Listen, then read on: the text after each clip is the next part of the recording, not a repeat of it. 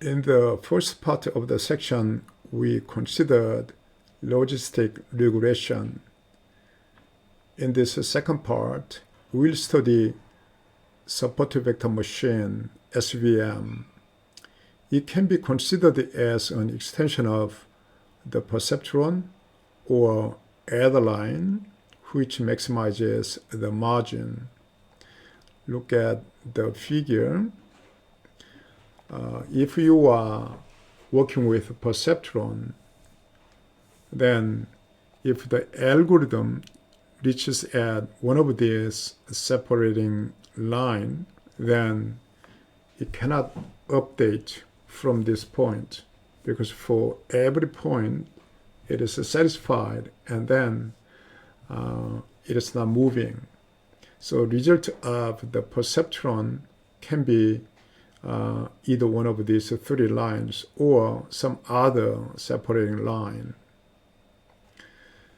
But for example, if this vertical line is selected, and if a new point comes around here, then the perceptron will predict this point as one of these plus points.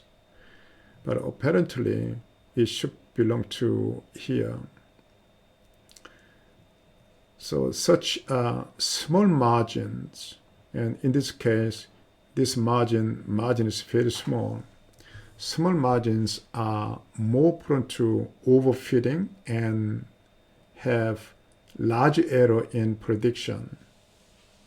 Once we have large margin, for example, as in this figure, now if we can get such a separating hyperplane so that the margin between these two different classes is maximized, then it will have lower generalization error.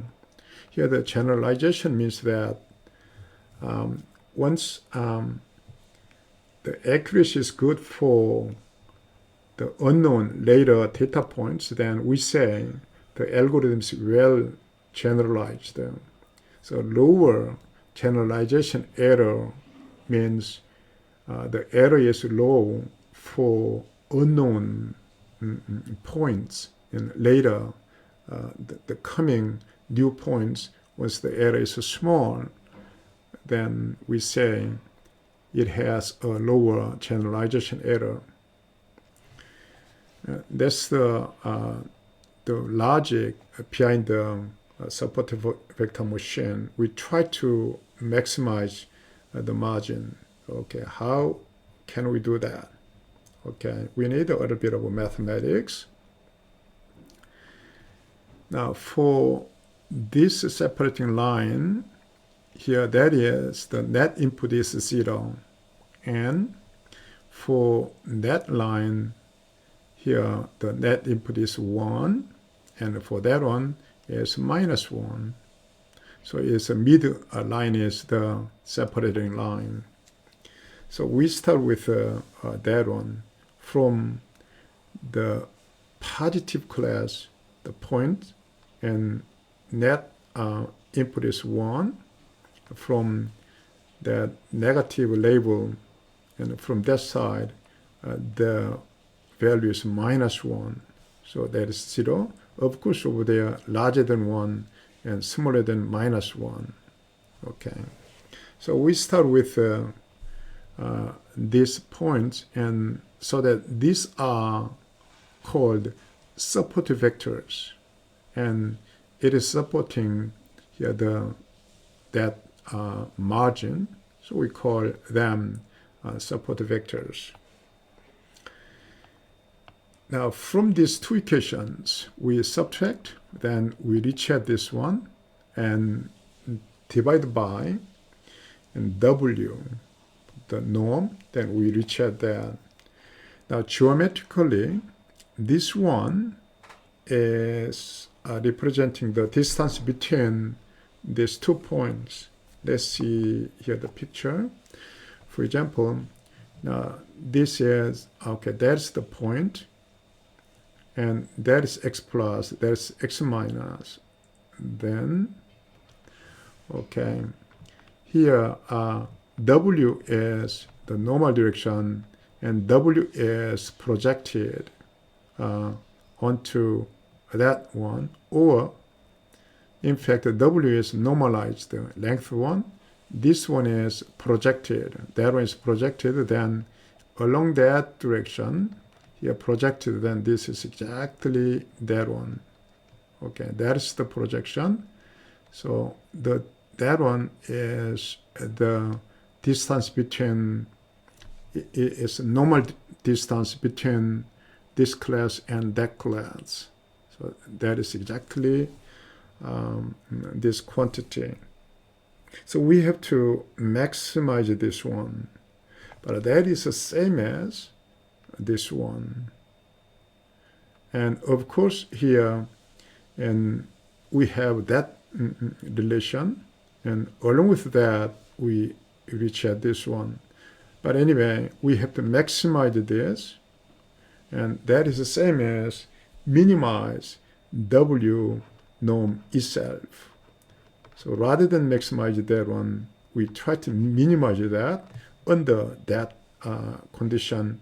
Of course, for x plus for other point is larger than 1, and that one is less than minus 1, like that. Okay? Okay. And I explained this part.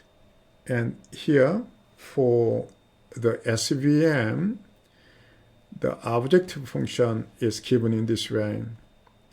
And rather than norm itself, we may minimize norm squared. It's the same. And subject to here, that input is larger than or equal to 1 for the class 1 points, and that is less than or equal to minus 1 for points in class minus 1.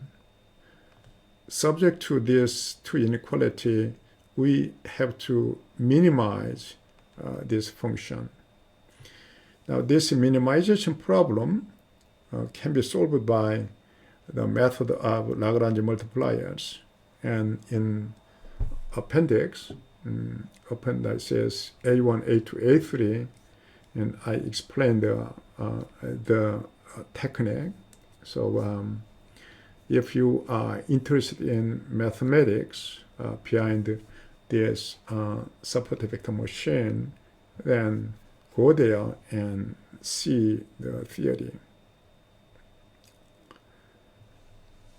Now, for these two inequalities, we can write in this way.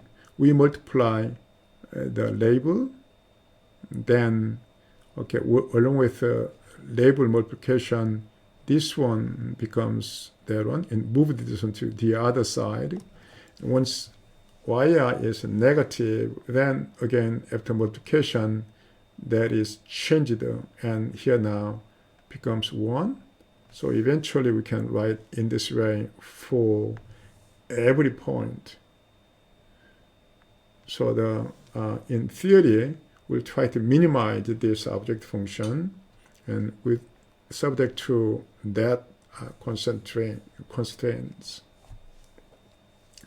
The beauty of the linear support vector machine is that if the data is linearly separable, once the data set is separable, then there is a unique global minimum value and unique separation, separating hyperplane, and margin is maximized.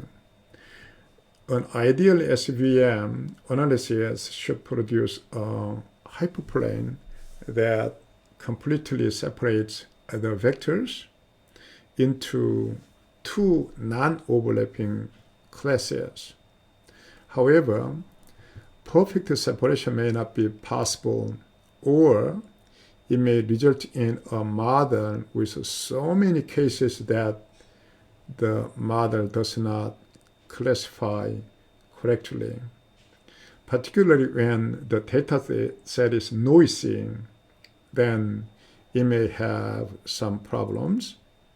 And to overcome the difficulties in the linear SVM, we may consider soft margin classification with select variables.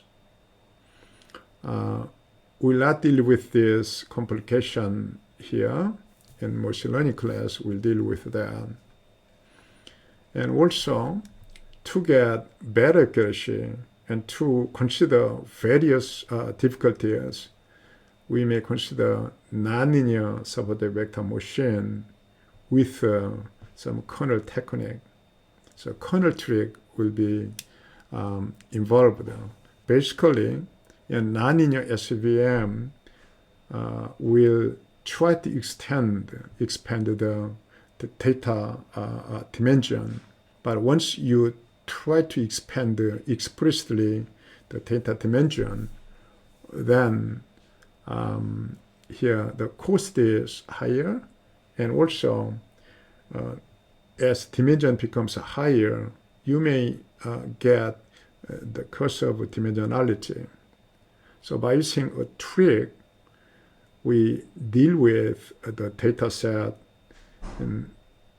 like having the same theta dimension. However, it's geometrically we expand the data set into a higher dimension. So that is called kernel trick. In nonlinear subordinate vector machine, there are many kernels so that you can do kernel trick and you can get a better accuracy. Subordinate vector machine is well organized the algorithm and quite popular in reality. Okay, this is end of the second part. Thank you.